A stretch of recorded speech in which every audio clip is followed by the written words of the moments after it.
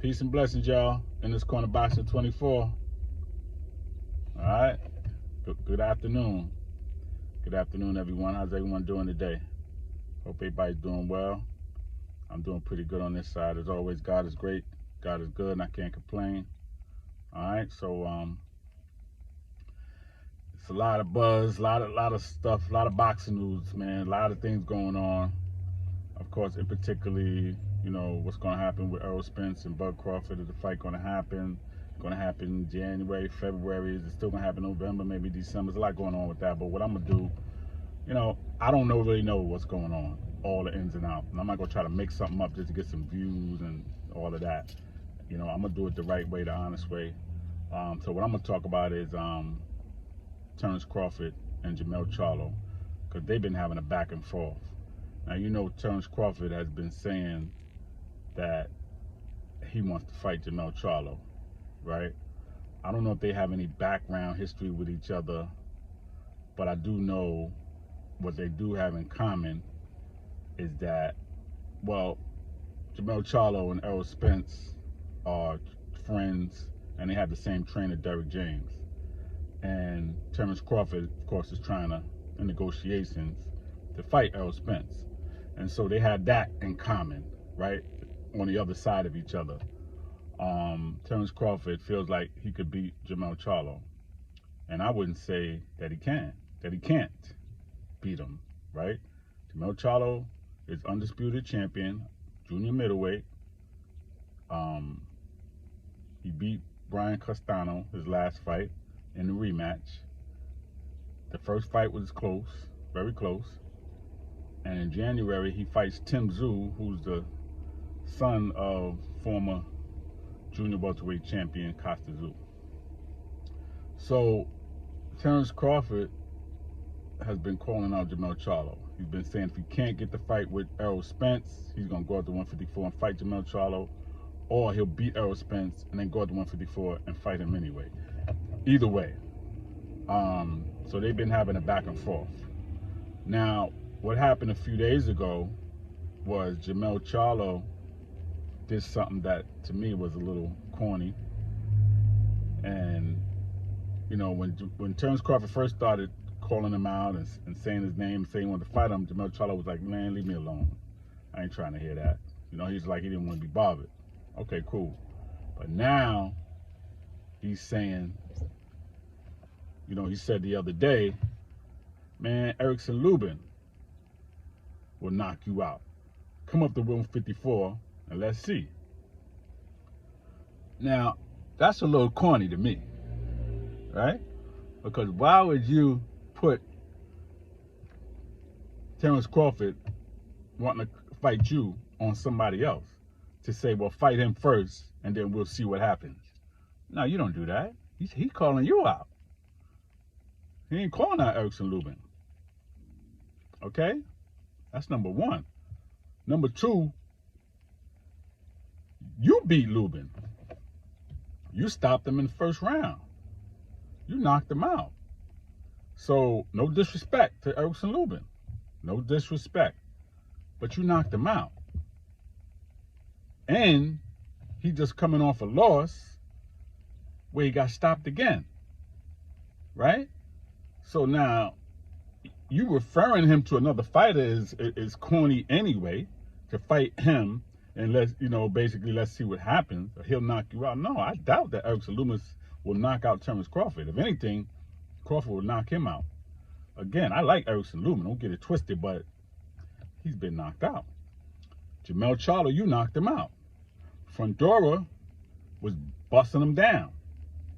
Now, Erickson Lubin is a brawler. And when you brawl like that and your defense ain't tight, you're going to get knocked out. And that's what happened with Fundora.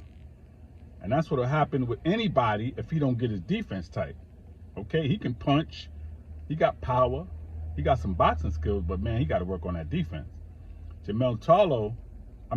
Terence Crawford is a problem for Jermell Charlo at 154. Don't get it twisted. And y'all keep talking about this weight with Terence Crawford because he came from 135.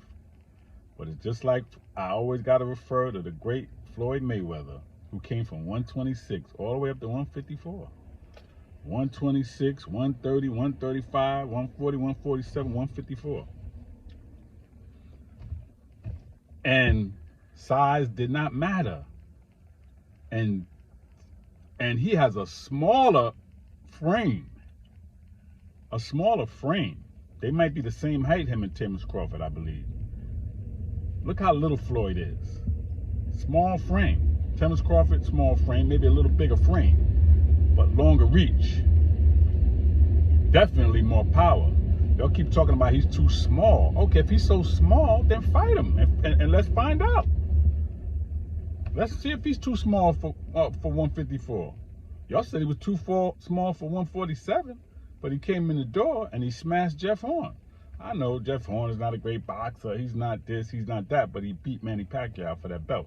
Whether it was a close decision that shouldn't have went his way or whatever, he was touching Manny Pacquiao up in that fight. Okay, he is a big, strong, young welterweight, and Terrence Crawford got him out of there. And that was his introduction to the welterweight division. So y'all could keep talking all that crap about he's too small. He too for 147, 154. Errol Spence is way too big for him. And now, of course, Jermell Charlo, I guess that's what you believe, that you're too big for him. All right. Well, then fight him, and then we'll see. But never Jermell Charlo refers a fighter to somebody else. Yo, fight him. Erickson Lubin put it on somebody else. Or Erickson Lubin, like, he got to do your dirty work. Like, man, don't do that, Jermell Charlo. I like you, man. You know what I'm saying? But don't be a cornball. Don't do that. All right? Stay how you are. You a fighter. You like to fight. You seem like you'll fight anybody. And I respect you for that. But don't make comments like that, man, because that makes you look really shady. All right? Terrence Crawford is calling you out and talking to you, not Erickson Lubin, man. Let Erickson Lubin do what he do. He trying to see who he gonna fight. I'm sure he ain't looking at no Terrence Crawford. All right? So don't invite him to a fight that you being called out on. I think that's really whack. All right?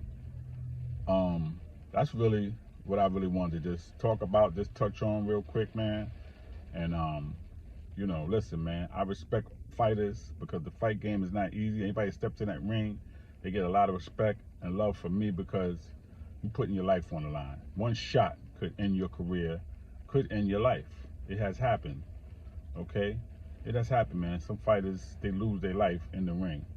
Or after the fight is over, they go to the doctor or they get checked and they don't make it or they go home. Like, you know, boxing is very serious.